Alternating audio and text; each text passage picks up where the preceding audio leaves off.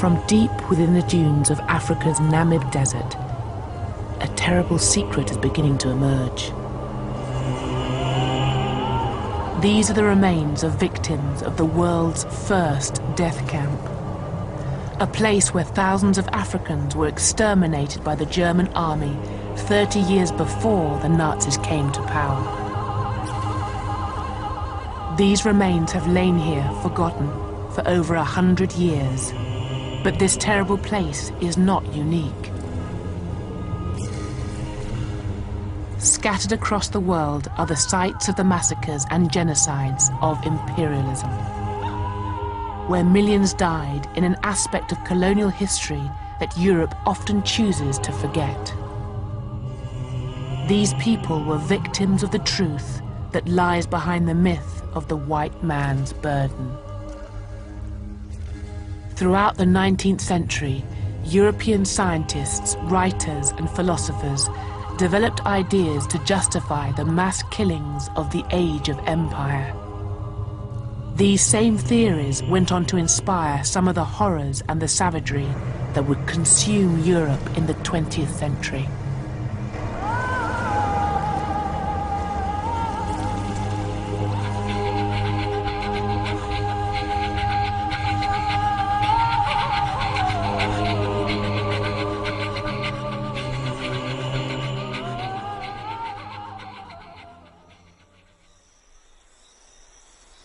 The 19th century was to end with the worst crimes of empire, but it began with a great moment of optimism. In the 1830s, in the great plantations of the Caribbean, Britain prepared to become the first nation to end slavery. 750,000 slaves across the Caribbean were about to be freed, and as Britain basked in her sense of national benevolence, it was presumed that the grateful slaves would transform themselves into a hard-working and Christian peasantry.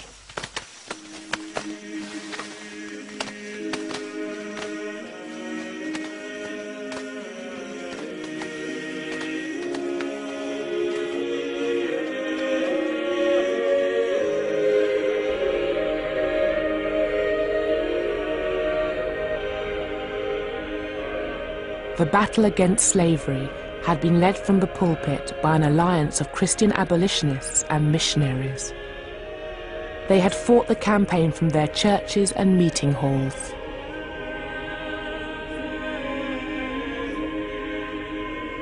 In the 1830s, it was their views that dominated the national debate on race. When slavery was finally abolished, there would have been an enormous sense of elation and achievement on the part of the abolitionists. Don't forget, this was a 50-year campaign from 1787 onwards, involving hundreds of thousands of ordinary British people, petitions, etc. So that when slavery was abolished, the abolitionists had won, a sense of triumph. I think they also felt that that question, am I not a man and a brother, was answered. The abolitionist response to that great question was that although men and brothers, black people were lesser men and lesser brothers.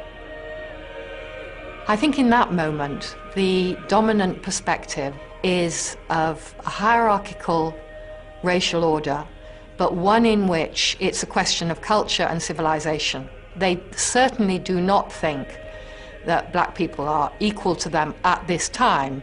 They think maybe at some time in the future they will be equal. The mission to raise up the black and brown peoples of the world to the supposedly superior level of white Englishmen was not to be confined to the former slaves. This was to be the great task that would justify the expansion of the British Empire. The abolitionists satisfied one aspect of their tutelage and governance of black people, in that they fought and won for the freedom of black people. The next step was to send your stormtroopers, your missionaries, into Africa and the Caribbean to finish off the job, as it were. You know, these are heathens who have to be brought into the fold of Christianity. That notion of giving civilized values and modes of behavior to other peoples, that's the ideology that underpinned the empire. In the empire that the missionaries and abolitionists set out to create, indigenous peoples would see their cultures destroyed and their religions eradicated. And yet all this seems almost benign when compared with the grim reality of what imperialism became. Because during the 19th century, their dream was gradually overwhelmed by another vision. One that claimed that the dark races could not be civilized and should instead be exterminated.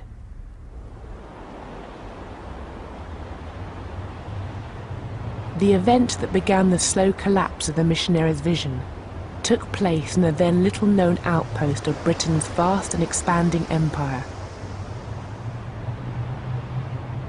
This is Tasmania, on the southern coast of Australia. What the British did on this small island was to resonate down through the Victorian age.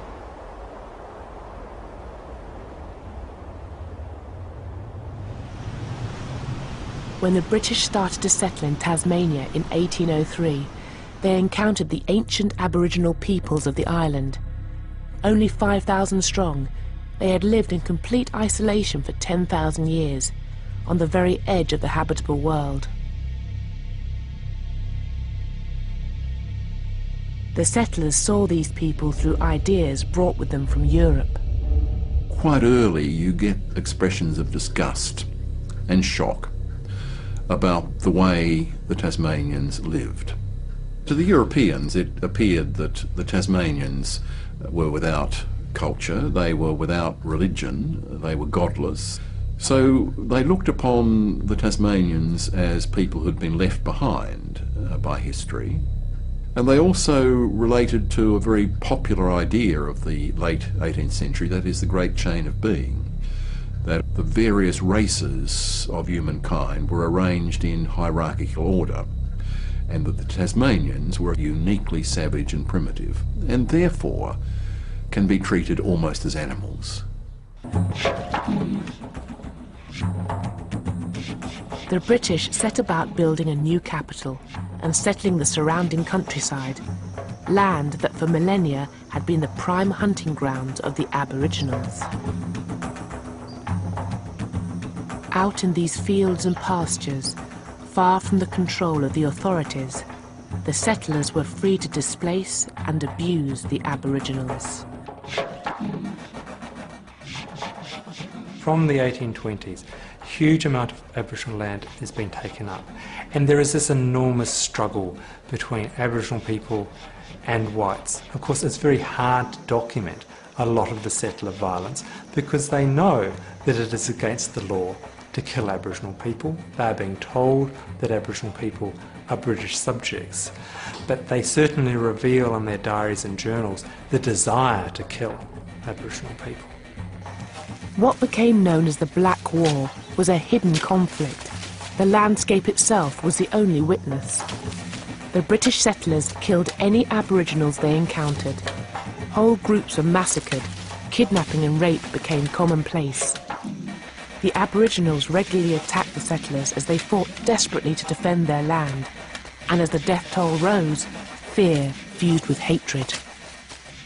In such circumstances, it was very easy, on both sides no doubt, to regard the other side as being totally subhuman.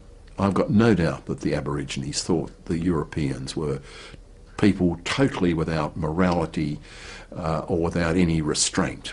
Equally, the Europeans slipped very quickly into a view that these people were animals and savages. So that conflict in such a racially divided society so easily tips over into an extreme feeling of hatred. The death toll of the Black War had terrifying implications for the Tasmanian Aboriginals. The British, who arrived in ever-increasing numbers, could replace their dead. But the Aboriginals, only 5,000 strong before the war, could not. And by the end of the 1820s, they were at risk of being completely annihilated. The only man who had any hope of halting the violence was the colonial governor, George Arthur. Now, the governor of Tasmania is an evangelical. He knows Wilberforce, And he is aware that his future and his reputation depends on how he deals with this problem above all else.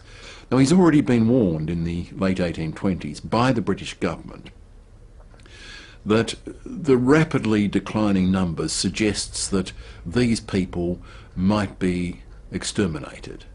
And were this to happen, it would be an indelible stain on the reputation of the British Empire, but by implication it would be disastrous for his career.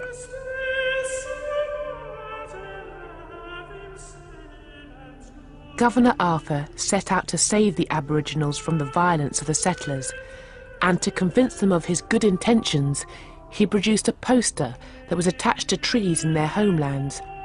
It showed a fantasy of interracial unity. The poster spoke of British justice, promising equality before the law. The white killer of an Aboriginal would be hanged. If an Aboriginal killed a settler, he would be hanged.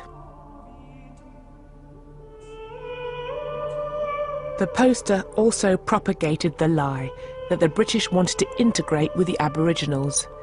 It was both a fiction and a complete failure, because out in the bush, the killings on both sides continued.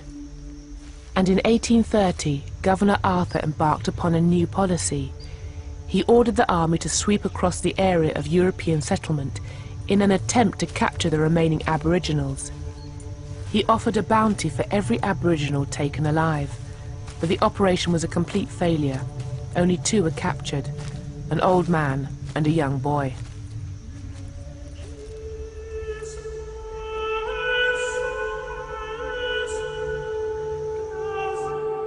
After years of guerrilla warfare, the last few hundred of the original 5,000 Aboriginals had learnt to hide themselves in the bush. Determined to save them, and determined to take their land for white settlement, Governor Arthur changed tactics. He now turned away from the army and looked instead to a missionary, George Augustus Robinson.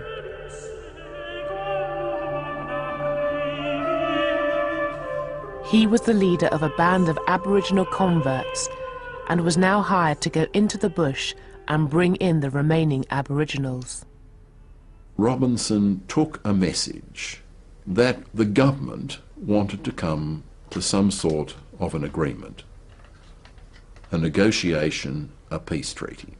And that is, I believe, undoubtedly the way the Aborigines saw it. They too saw this as a way to end a conflict which they had realised they could never win. They could never get rid of the Europeans. If they stayed and fought, they would be wiped out. And Robinson and his intermediaries convinced them that they should temporarily go to an island where they'll be looked after and fed, and that they will ultimately come back to their homelands.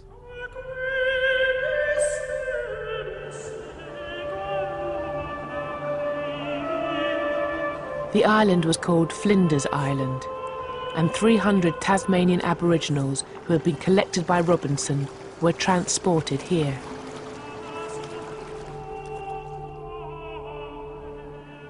Robinson came with them in the official role of Chief Protector of Aboriginals, a job for which he was paid a total of £8,000, a small fortune in the 1830s.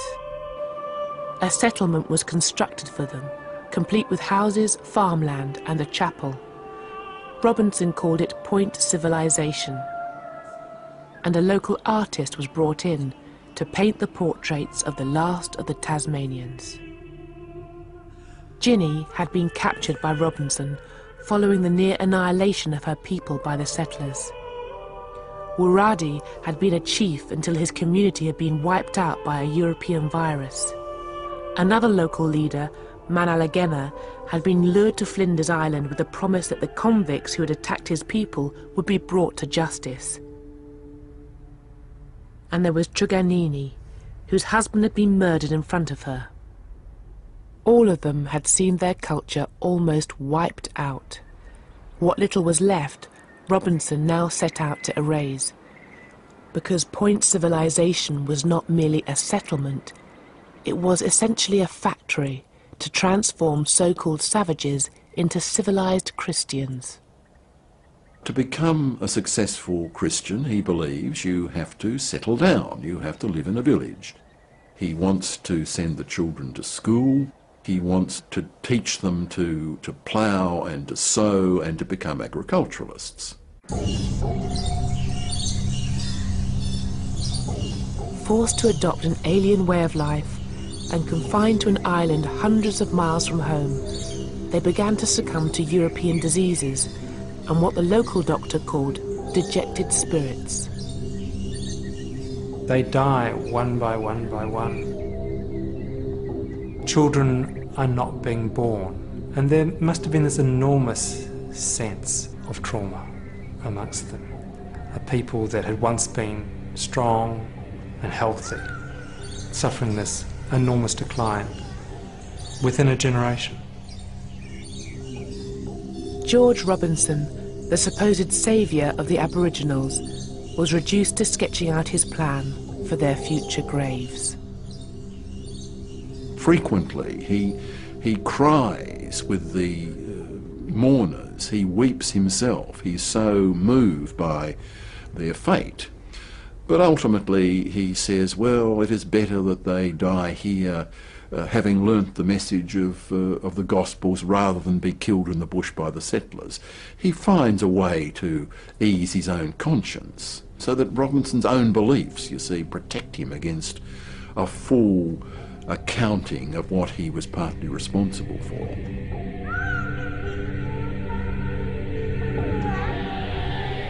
Of the 300 Aboriginals lured to Flinders Island, by the mid-1840s, around 260 were dead.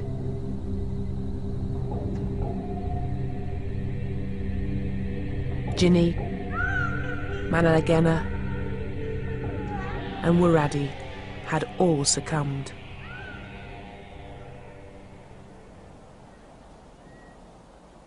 Truganini was one of the few survivors. She lived on, growing into old age. When she finally died in 1876, she was regarded by some as being the last full-blooded Tasmanian. A people whose story could be traced back 10,000 years had, within the span of a single lifetime, been almost exterminated.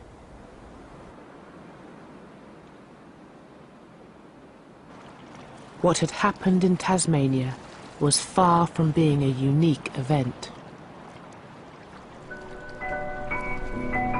Across the world, indigenous peoples were being pushed to the brink of extinction.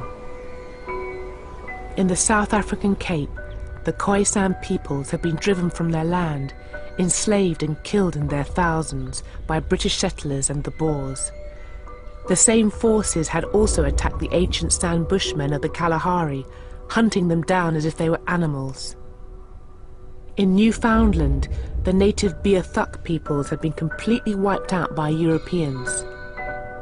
And in South America, wars of extermination sanctioned by the Argentinian government were raging against the Pampas Indians.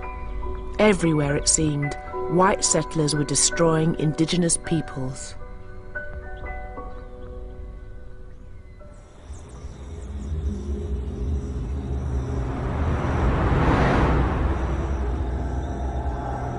And in these very same years, the old racism that had been born in the age of slavery began to re-emerge. In the aftermath of abolition, competition from new sugar producers began to undermine Britain's once mighty sugar plantations.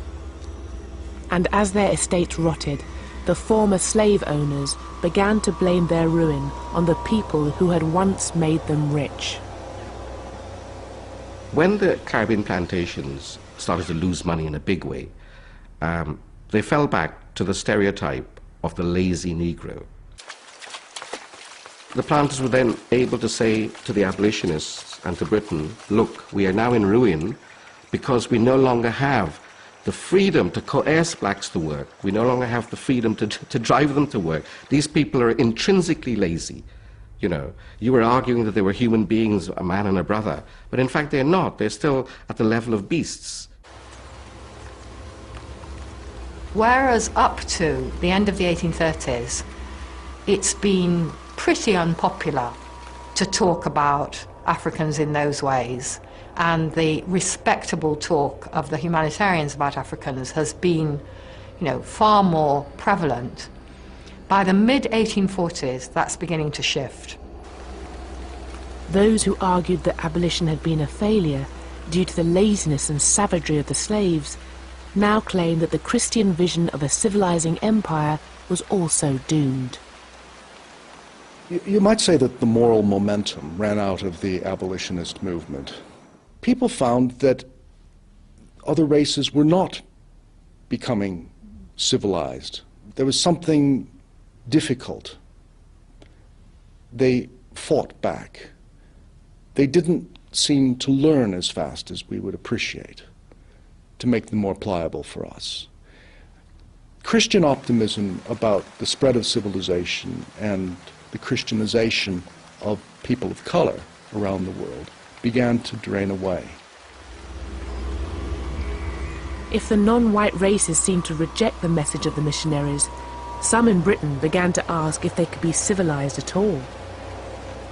One of those who thought not was the eminent writer and historian Thomas Carlyle. In 1849, Carlyle published an essay entitled Occasional Discourse on the Negro Question, in which he appealed for a return to some form of slavery. It was printed and reprinted in magazines across the world and helped transform the 19th century debate about race. Carlyle's voice is a kind of prophetic voice, you know, which booms out from his study in Cheyne Walk in Chelsea, and he writes these, you know, extraordinarily powerful prophetic pieces which were read, you know, with gusto by Victorians, and they, I mean, one can imagine them all sitting around their fires reading the latest periodical that's come out with this flow of rhetoric. In this case, in the Occasional Discourse on the Negro Question, the flow of rhetoric is about the necessity for inequality. Inequality is the proper way to run a society. Those who know should rule those who don't know. Men should rule women, white people should rule black, educated people should rule the masses. The depths to which these ideas became embedded within mid-Victorian society was revealed by one of the most controversial events of the whole 19th century. In 1865, the people of Morant Bay, a tiny settlement in East Jamaica, attacked a courthouse during a minor demonstration. In return, the Governor-General imposed martial law and ordered his soldiers to go on a killing spree. It was a killing time. Nearly 500 people were just executed. 600 people just flogged, some of them to the point of death. And 1,000 homes torched.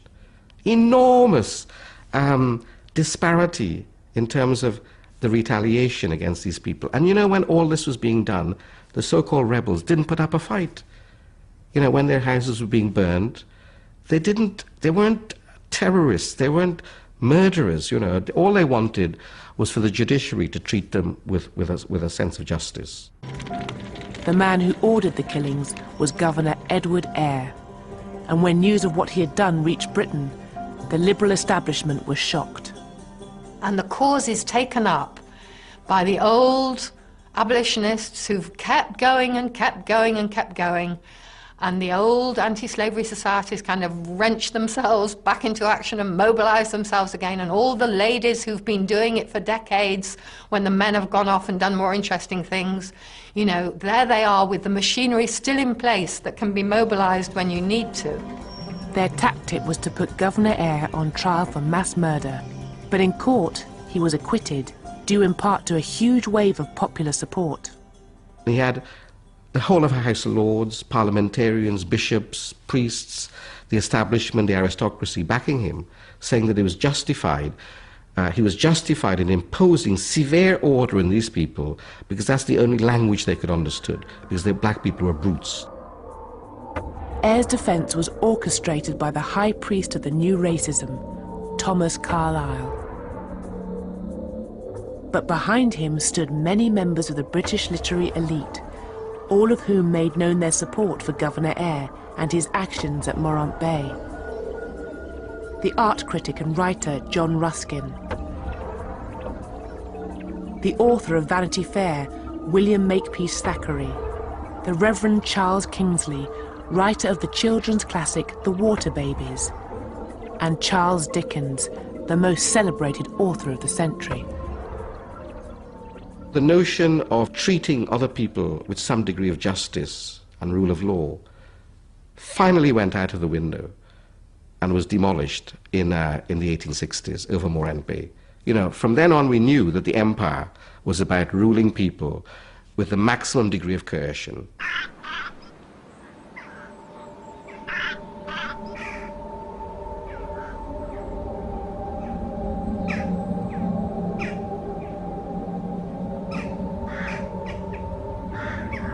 Some of the new ideas about race in the high Victorian age drew their evidence from the world of the dead.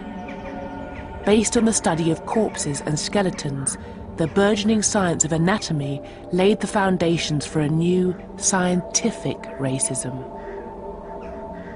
In Britain, the most important race scientist was a now forgotten Edinburgh surgeon. Ruined by a body-snatching scandal in the 1820s, he had fled Britain in disgrace.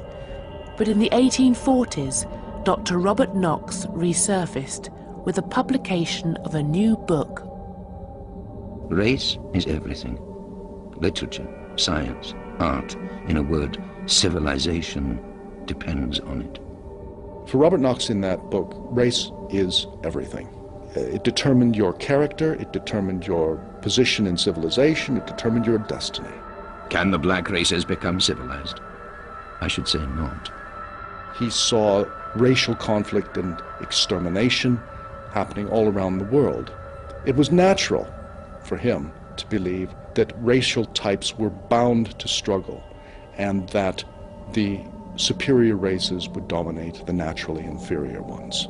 The Saxon race will never tolerate them, never amalgamate, never be at peace. It is a war of extermination. One or other must fall. Robert Knox was not a lone voice.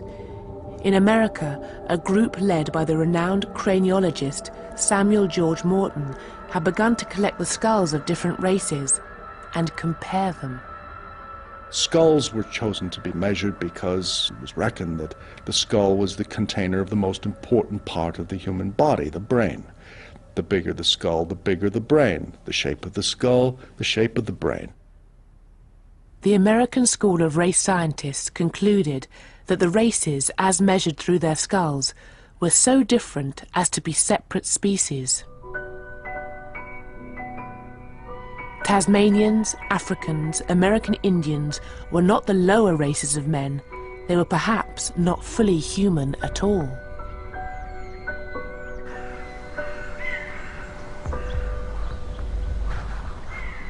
One writer compared the extermination of these races by white settlers as being like the melting of snow before the advancing rays of the sun. But the theory that was to have the most powerful impact upon race came not from the anatomists or the skull measurers, but from the work of one of the 19th century's greatest minds.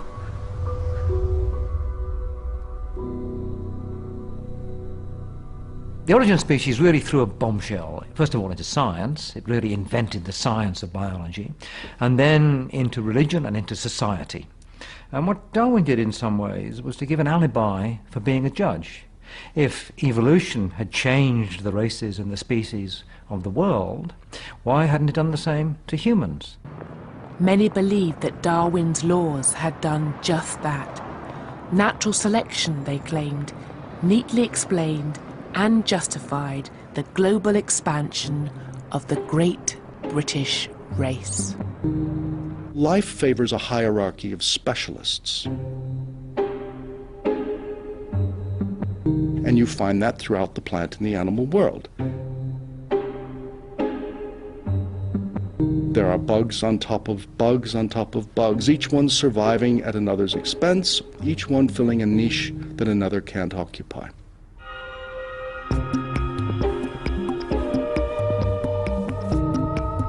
People, Darwin said, are the same way. They are expansive organisms. In other words, Englishmen are just like other organisms. They are successful because they are good at expanding. Those who understood colonialism and human competition in terms of Darwin's theories became known as the social Darwinists. Men like the radical biologist Thomas Henry Huxley and the famous economist Herbert Spencer. And social Darwinism foresaw very different fates for the various races of mankind. Evolution was in operation. It was advancing the most recently evolved, the most successfully evolved, that is, the Northern Europeans, the British. But evolution also suggested that there had to be losers in this great cosmic process. And the losers were those peoples who could not compete. And once put into competition with superior races, were doomed to disappear. And this was likely to happen to all the native peoples in North America, in the Pacific, and in Africa. Across the world, the crimes of imperialism now came to be taken as proof that the social Darwinists were right.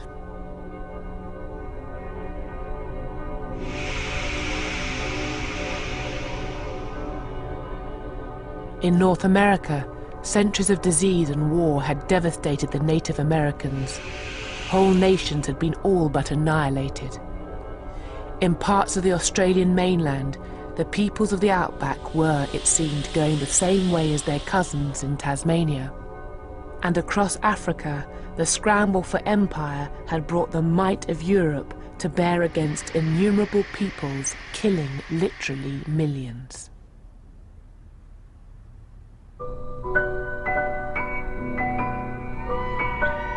The social Darwinists predicted a future in which these races, like many animal species, would only be remembered as curios, stuffed exhibits in anthropological museums. The white man's burden and the Christian dream of benign imperialism were rendered obsolete. Old missionaries who still talked about the equality of humanity and talked about everyone descended from Adam and Eve and talked about that the truth, the only truth, came from the Bible, were seen as being extraordinarily old-fashioned, who simply had failed to come to terms with the great scientific thinking of the age. And these racial theories were not only applied in new colonies, but also in the oldest parts of the empire.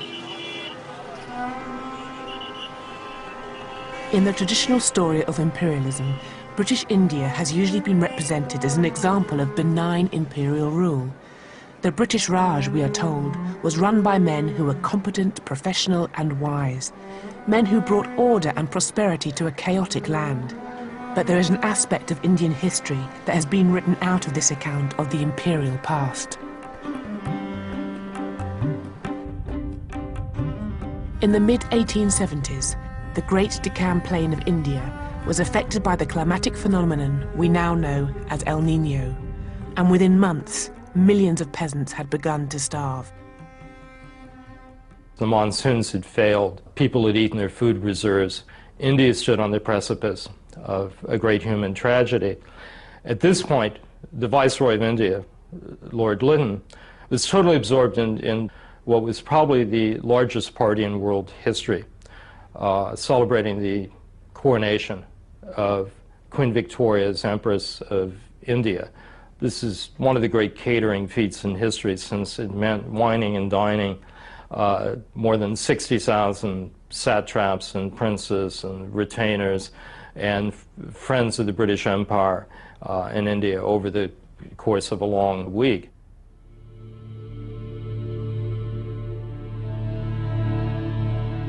As Lord Lytton and the ruling elite of the Raj feasted at banquets and posed for official photographs, millions were slowly dying in the countryside, and the Viceroy justified his inaction with arguments gleaned from the social Darwinists. This was a very, very crass use of a Darwinian evolutionary notion of survival of the fittest, whereby a famine could be actually seen as an instrument of Darwinian winnowing. Yes, that people who were unfit would effectively perish as a result of this. And to intervene to stop them perishing was really to interfere with almost a rule of nature.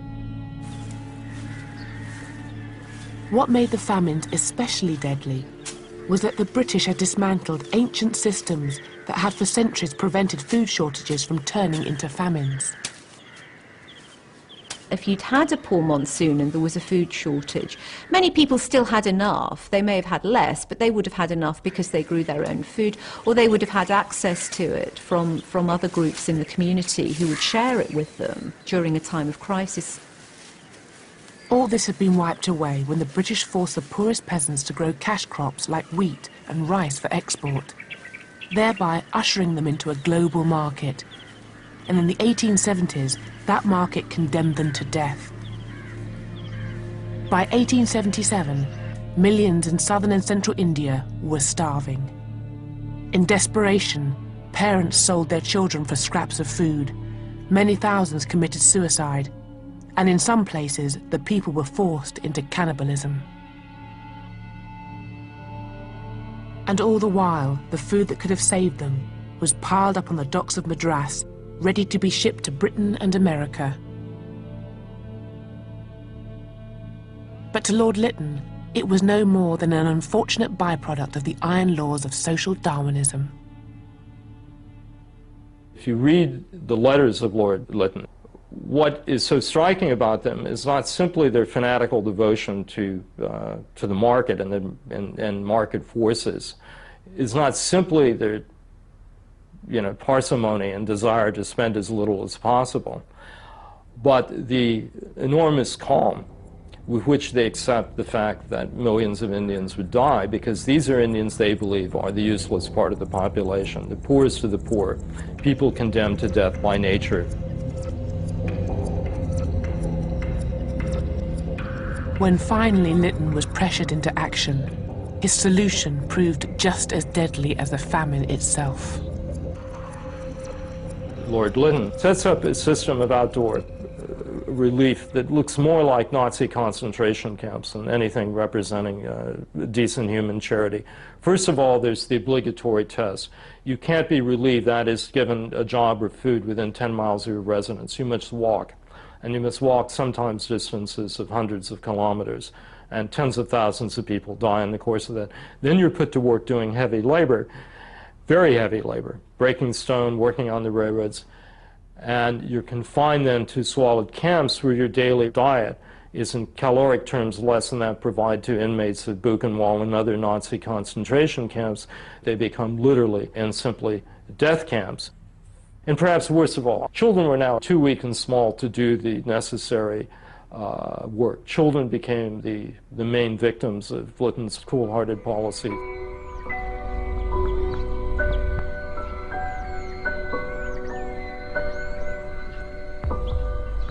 "8 million Indians died in the famines of the 1870s.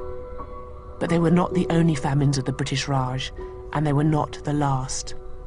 Famines returned in the 1880s and the 1890s, and in all, almost 30 million Indians starved to death under British rule. A story airbrushed out of the glorious accounts of the Raj and the men who ruled over it.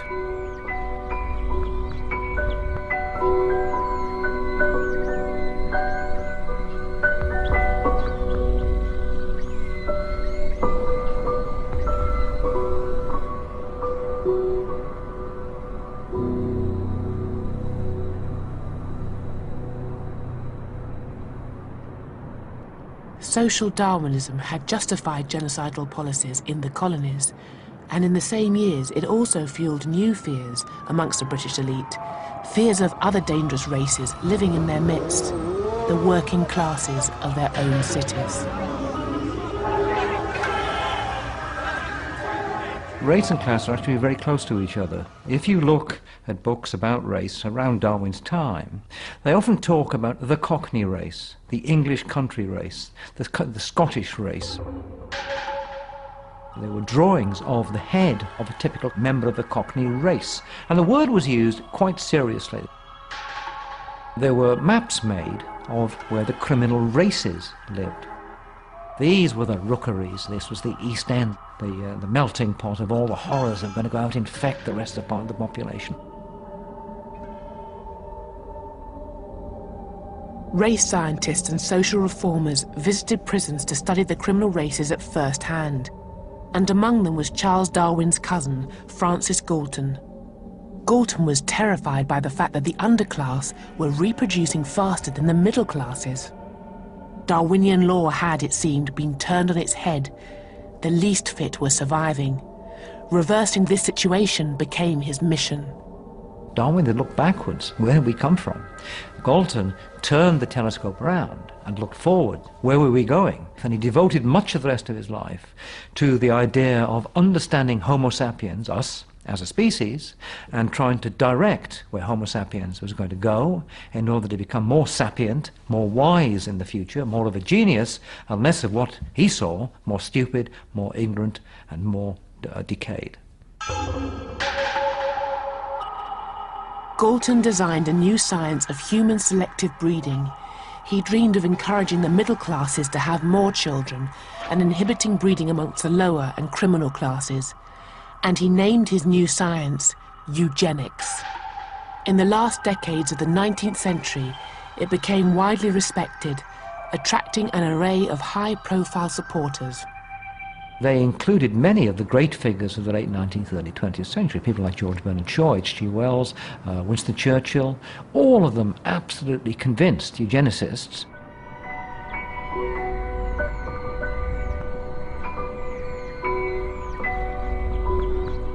In the first years of the 20th century, all the racial theories developed in the Victorian age, eugenics, social Darwinism, and scientific racism, came together in a forgotten outpost of colonialism. This is Namibia, but at the dawn of the 20th century, it was the German colony of southwest Africa, and home to an ancient people called the Herero. In 1904, they rebelled against the brutality of German rule. What followed was to prefigure the worst crimes of the 20th century. The Germans committed innumerable massacres and atrocities, but they were unable to hunt down and destroy all the Herero people across such a vast landscape. And when the Nama, another of the Namibian peoples, rose up, the Germans turned instead to a recent invention, the concentration camp.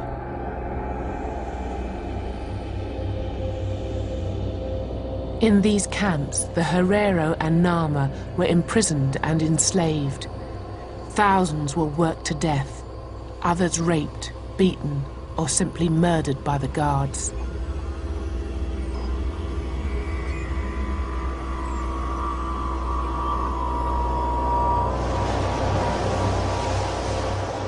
The most infamous and deadly of the camps was at a place called Shark Island. Shark Island was established for the express purpose of killing people. Anybody placed on that island, everybody knew they were going to die. People knew that, the German officers knew that. If I were to have to use the language of the Nazi period, then I would certainly see Shark Island as a death camp. The people were back together in Shark Island from all over Namibia. Hereros, Tamaras, Bushman, Nama. And they had cool-blooded murder there. My own family, my ancestors, they were also killed there. In this desolate place, on the southern edge of Africa, 3,500 people were exterminated with the speed and efficiency that was to become the hallmark of 20th century slaughter. The genocides which took place in Namibia in 1904 to 1909, they are the precursor to what happens in the Nazi period.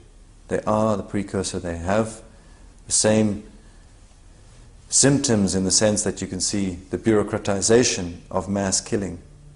And this, for me, is the central thing. It's not just killing for killing. No. It's a combination between killing and bureaucracy. Today, Shark Island is a campsite for tourists. The Africans who were frozen and starved to death here have been almost erased from memory.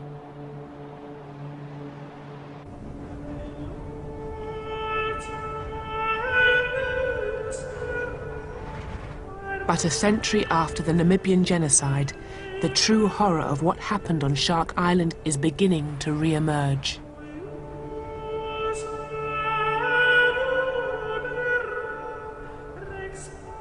In a recently discovered mass grave, just a few kilometers from the site of Shark Island, lie some of the victims of the 20th century's first genocide.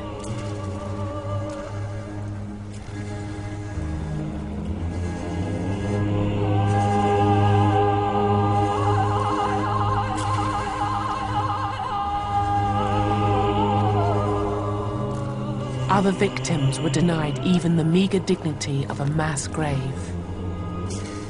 They became the raw material of racial science.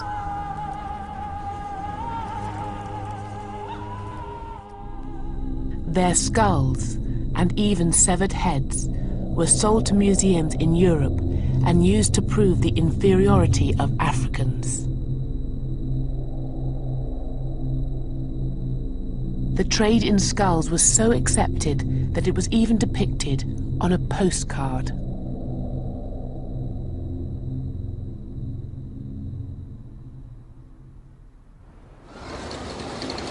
In the aftermath of the genocide, German racial scientists continued to use Namibia as a field laboratory and the African peoples who had survived as their subjects.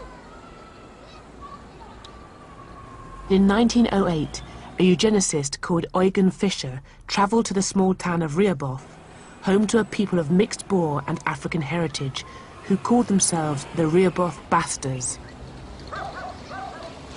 Fischer and his assistants spent months photographing, measuring, and examining the inhabitants of this town, people whose descendants still live here.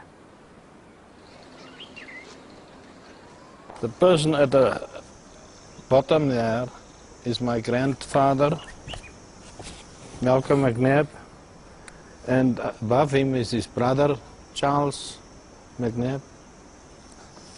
My grandfather used to talk a lot about what they did, measurements, the eyes, the nose, the lips, the ears, hair, etc. They was not aware of the nature of the experiment. Lying in the vaults of an archive in modern-day Namibia, Eugen Fischer's original files and photographs remain as he left them a century ago. They reveal his methods and also his aims. Here Eugen Fischer has lined the different pictures up next to each other to try to trace very specific facial features like the eyes or the noses. And the reason he's done this is to try to show how very specific African facial features like high cheekbones and the drawn-out eyes that represent the African genes are very prominent and become more prominent through the generations. Eugen Fischer came to Namibia to prove one basic point, and that was that racial mixing was always bad, and that the African gene is dominant over the white gene.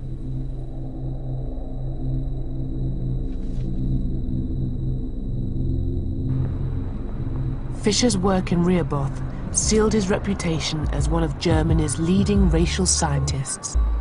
It also brought him recognition from a nation that was then experiencing the greatest influx of immigration the world had ever seen. In the first years of the 20th century, the ethnic makeup of America was being transformed as millions of immigrants poured into her great cities. Many of those who feared that mass immigration would lead to widespread racial mixing looked to the ideas of eugenics, an increasingly powerful science. Eugenics flourished, mutated, and went out of control when it got to the United States. And the irony is that the eugenics movement in the United States, which certainly descended directly from Galton, had the great advantage of having a lot of money, a huge amount of money. Some of that money was used to establish the Eugenics Records Office, ran by the infamous Charles Davenport. In order to defend the health and purity of the white race, Davenport and his followers sought to identify those classes and those races in America whom they considered genetically unfit. Identified and monitored, the scientists would then take control of their lives and their fertility. Once you were identified as a certain class, it meant what school you could go to, what cemetery you could be buried in, where you could live. It was a matter of life and death. Marriage laws were established in dozens of states around the United States, saying that people could not marry outside of their group. Blacks could not marry whites, Indians could not marry blacks. In Virginia, if you married the wrong person, meaning interracial marriage, they would unmarry you. They would invalidate your marriage. 27 states passed eugenics marriage laws, and the eugenicists spread their message using the new medium of cinema.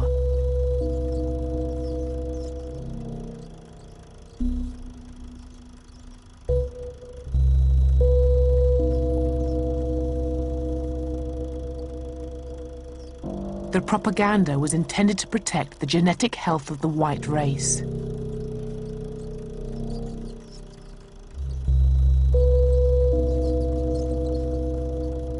This would be achieved by eradicating those deemed unworthy through forced mass sterilization. They went about methodically tracking ancestry and targeting bloodlines for extinction. That's eugenics, the effort to create a white, master, blonde, blue-eyed master race by wiping out other bloodlines until they were left only with themselves and people who resembled themselves. And what's important here is that these people thought they were saving humanity. These people thought they were liberals, they were reformers. Eugenics was a worldwide movement.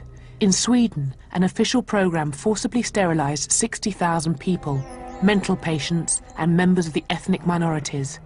In Britain, the Eugenics Society received widespread support from across the political spectrum.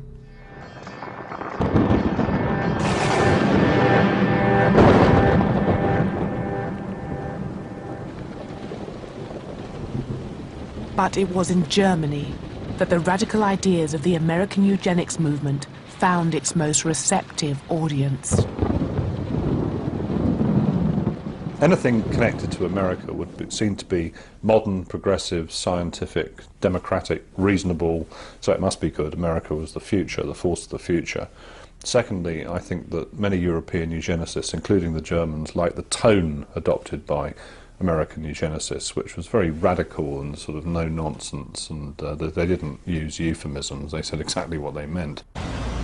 The Americans provided more than just inspiration.